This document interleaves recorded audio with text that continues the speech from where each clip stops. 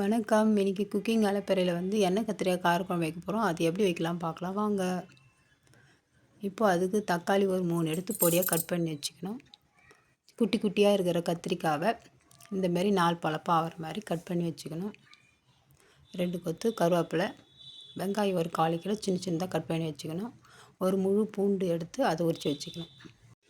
ஒரு கடாய் எடுத்து வச்சுருக்குங்க. கடாய் காஞ்சிச்சு. இப்போ இதில் ஆயில் சேர்த்துலாம். கல்லெண்ணெய் தான் இது. கொஞ்சம் தாராளமாக சேர்த்துக்கலாம். தாளிக்கிறதுக்கு கொஞ்சம் கடுகு சேர்த்துக்கலாம். கொஞ்சமாக வெந்தயம் சேர்த்துக்கலாம். கொஞ்சமாக சீரகம்,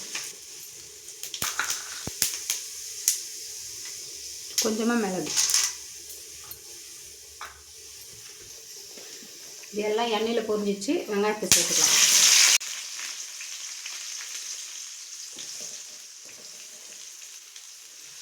உரித்து வச்ச பூண்டு சேர்த்துக்கலாம்.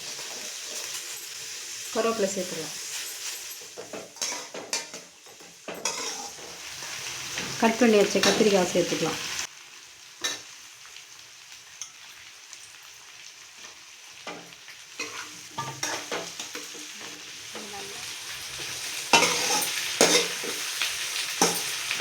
பாருங்க, கலர்லாம் மாறிடுச்சு பாருங்க.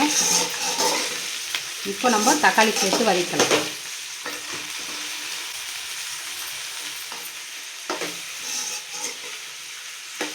எண்ணெயிலே நல்லா வெந்துச்சுங்க.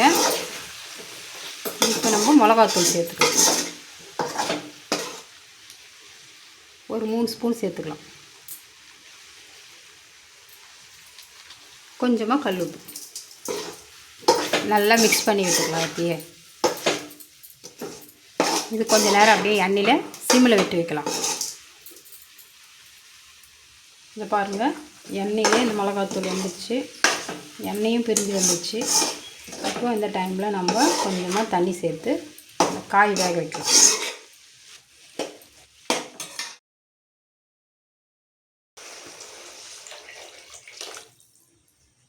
இப்போ நல்லா கலரி விட்டுடலாம்.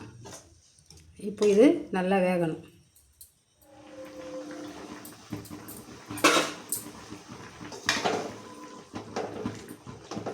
கத்திரிக்காயெலாம் நல்லா வெந்துச்சு. இப்போ நம்ம புளி கரைச்சி இதில் ஊற்றிக்கலாம். ஒரு நெல்லிக்காய் சைஸ் புளி கரைச்சி வச்சுக்கிறேன். இப்போ அதை இதில் சேர்த்துக்கலாம்.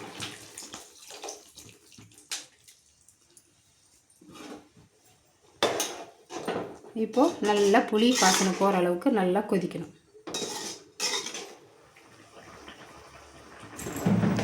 பாருங்கள், எண்ணெய் கத்திரிக்காய் காரக்குழம்பு சூப்பராக இருக்குது பாருங்கள். இந்த ரெசிபி நீங்கள் செஞ்சு பார்த்துட்டு எப்படி இருக்குன்னு எங்களுக்கு கமெண்ட் பண்ணுங்கள், லைக் பண்ணுங்கள், ஷேர் பண்ணுங்கள், சப்ஸ்கிரைப் பண்ணுங்கள். மறக்காமல் பெல் ஐக்கான் ப்ரெஸ் பண்ணுங்கள். தேங்க்ஸ் ஃபார் வாட்சிங்.